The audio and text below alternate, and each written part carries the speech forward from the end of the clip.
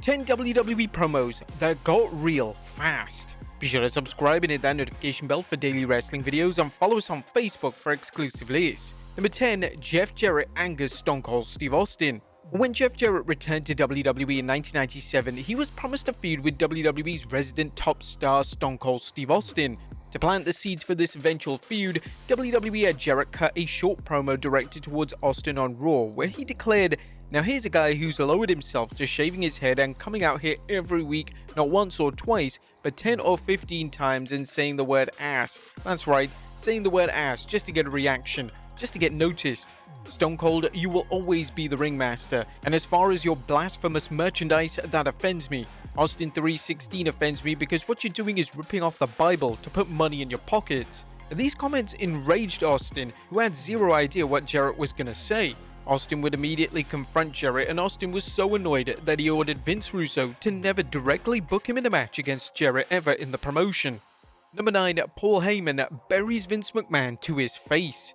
Paul Heyman has had so many memorable promos throughout his career, yet one promo in 2001 was completely unscripted, and Heyman pushed boundaries with a groundbreaking promo. Heyman cut a promo on former WWE Chairman Vince McMahon leading up to the Survivor Series event in 2001, and McMahon didn't give Heyman any direct instructions other than to draw him money. Heyman's shoot promo contains such lines as, "Your father shook the hand of every promoter in this country and swore to them that he'd never compete against them, that his son would never compete against them. And when your father died, you competed. And with your ruthless, merciless, take-no-prisoners attitude, you drove everybody out of the business, didn't you, Vince? You ran all the competition to the ground and stole all their ideas, and you made yourself a billionaire out of it. You know whose idea you stole the most, Vince? You stole mine." Speaking about the iconic shoot promo and appearance with Inside the Ropes, the WWE Hall of Famer stated, "To his credit, I'll give him a ton of credit. I went up to Vince halfway through the day and said, 'Do you even know some of the shots I'm going to say to you?' And he goes, 'Nope, draw me money.' 'Okay, are you going to say anything back to me?' 'Nope, just draw me money.'" Number 8, Paige goes too far. Charlotte Flair's brother Reed passed away in 2013, and just 2 years later, WWE decided to use the tragic passing in a storyline. On the November 16, 2015 edition of Raw, a contract signing took place between Charlotte Flair and Paige, and during the segment, Charlotte would state that she was going to pay tribute to Reed in the upcoming pay-per-view match. And virtually out of nowhere, Paige declared, "Your little baby brother, he didn't have much fight in him, did he?" This line received immediate backlash, as it was tasteless and disgusting. It was rumored online that WWE hadn't asked the Flair family for permission to use Reed's name in this manner.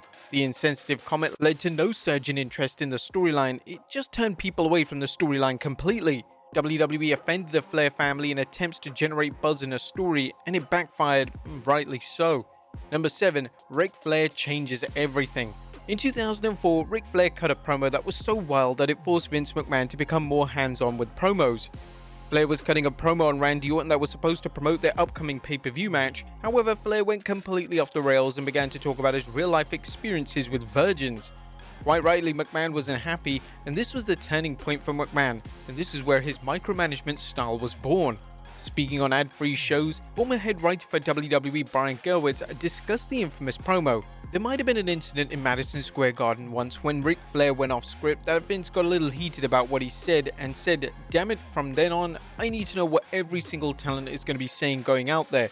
That was in Madison Square Garden with lots of corporate sponsors, and when he said that he has made virgins bleed, there was a noticeable shift in the amount of approval process growing from that point. Number 6, Sunny Days. It's well documented that Bret Hart and Shawn Michaels weren't exactly the best of friends in the 90s, and in 1997, HBK took things a step too far. During a promo battle between the two on Raw, HBK made a reference to Hart's sex life before stating that Hart had been seeing a lot of sunny days recently. This was playing to the rumor that Hart and Sunny were having an affair. Hart was livid with HBK, and Hart would later confront him backstage, which seemed like a common theme during the respective time. Whilst WWE were prone to pushing the boundaries during this era, there were lines that talent shouldn't cross, and this was definitely the case here. Number 5, Pipe Bomb. CM Punk changed the wrestling landscape when he cut the Pipe Bomb promo in 2011. The promo became a staple of the pro wrestling industry and has drastically altered the way pro wrestlers cut promos over the past 13 years. There were a ton of urban legends surrounding the promo. Some believe that the promo was unscripted, while some believe that Vince McMahon would never allow Punk to cut a promo of this nature without knowing the content ahead of time. Well, the truth is that, according to Punk at least, he gave McMahon an outline and Punk proceeded to ignore everything that was approved on this outline. In the promo, Punk would mention taboo topics such as Ring of Honor, Paul Heyman, Brock Lesnar, Triple H, Stephanie McMahon, and even McMahon dying. Whilst the content of this promo was controversial and extremely real, it was the exact promo that WWE needed at the time, as it led to a mass surge in interest in their product. Number 4. Xavier Woods is livid. Even though the WWE Draft is one of the most exciting nights of the year for fans, the same can't be said for the talent. Friends are often separated and the WWE has been prone to splitting up established tag teams. During the 2019 Superstars shakeup, Xavier Woods was frustrated that several of the names that were key parts of his Up Up Down Down YouTube channel were moved to the opposite show. This made working on the channel extremely difficult, and the next time Woods appeared on TV, he began to shoot on the outcome of the shakeup during his promo. Honestly, on top of that, with all this Superstar shakeup nonsense, Raw took like 80% of the Up Up Down Down roster, and what am I supposed to do? I'm trying to make a successful YouTube channel. They're taking everybody from me, and honestly, if I don't see Tyler Breeze on SmackDown by the end of the show, I would lose my mind. Number 3. John Cena goes low. Due to their star power, WWE thankfully gave John Cena and The Rock a ton of leeway in terms of their promo work in 2012. The two were building towards one of the biggest matches in pro wrestling history, so it was vital that the feud felt real and organic. Cena during the feud ditched a lot of the PG elements of his character, and Cena reminded the entire world just how good he was on the mic. During a promo exchange between the two, it was apparent that The Rock had notes written on his wrist, and Cena decided to do the unthinkable. Cena came to the ring and outright called The Rock out for having his promo written on his wrist. I don't need words like respect and loyalty to Trent worldwide, just like I don't need my notes for my promo on my wrist. According to Cena, this wasn't initially in his promo plans, however, a certain name backstage tipped him off regarding The Rock's wrist, and at the time, Cena believed he was fully justified in calling the Great One out. Number 2. Roman Reigns finally claps back. During Roman Reigns' rather unsurprising run as a babyface, the crowd often gave him a tough time, and due to him being the top babyface in the company, they booked him to just ignore the negative response. However, in 2016, Reigns snapped on the crowd in an unscripted real-life moment that acted as a prelude to his heel persona that would come just 4 years later.